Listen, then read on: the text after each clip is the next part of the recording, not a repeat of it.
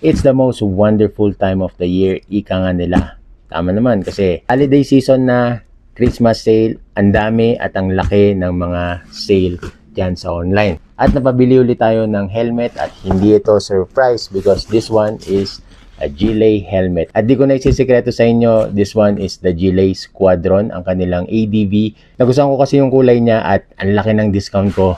Naka free shipping ba ako. So, without further ado, let's unbox this. Excited na ako. Yun no? Ito na itsura niya. Naka ECE R22.06 na siya. This one is the latest safety standard. Buti naman Gillet. Siya. So, hindi na ako bago sa mga modular na helmet kasi yung nireview nating helmet dati, yung Spider Neo Ace, yan, modular yun. Ito parang ganun din, kaya lang this one is an ADV. Maliit lang ang kanyang visor. Yan, para lang yan sa mata. Hindi siya yung buo kasi meron naman siyang mask na tinatawag. Helmet storage. Ganda! Oh man, ang ganda. Oh, wow! Grabe, ang ganda ng kulay. Kaya pala sakto talaga, nag-iisa na lang yung size para sa akin. Pero ang ganda ng design guys. Woo, grabe. Saya-saya naman nito. ADV na motor na lang kulang Dark green, neon green, tas may black, and then may blue, tas may parang gray pa. Yan, ang dami nangyayari, ang daming kulay, pero hindi siya yung magulong tignan.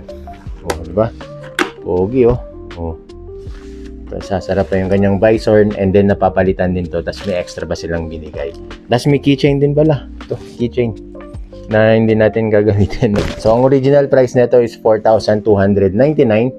Nabili ko lang to ng less 1,000. 3 months to pay pa guys. Grabe. Wow. So, palong-palo na tayo dito. Ito yung palong-palong niya. Yan. Pang ADV to. Kailangan to pag nasa outdoor. Nagsasalagyan ng mga sabihin natin mga dust, mga bato para hindi direct lang tatama dito sa ating visor. So, dito sa taas. Okay? Tsaka dagdag aerodynamics. Meron siyang vent sa harap. Pwede rin lagyan to ng pang action cam. Yan, pwede dito yung mga universal or yung mga strap. And syempre, nalalagyan din naman ito ng intercom. Makakapa natin may mga speaker packets dito.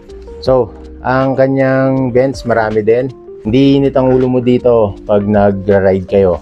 Meron pa dito sa ilalim, may labasan pa siya ng hot air dito sa likod. Tapos, makapal ang kanyang pads. Tsaka, yun, graphics pa rin ng Gillet as usual. Parang maroon or red and black.